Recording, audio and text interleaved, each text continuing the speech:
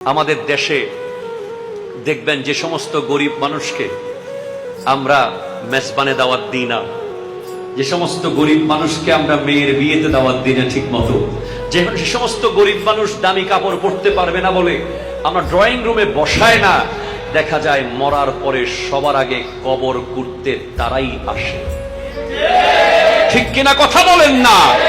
ওই স্মার্ট মানুষটা যার জন্য আপনি এত আয়োজন করেছেন, আপনার ড্রয়িং রুমে দামি দামি ফ্রুটসে ভরপুর করে ফেলেছেন, গোটা ঘরকে সাজিয়ে ফেলেছেন, খোদা কি কসম আপনার মরার পরে আপনার জানাজা পড়ার টাইমও তার থাকবে না।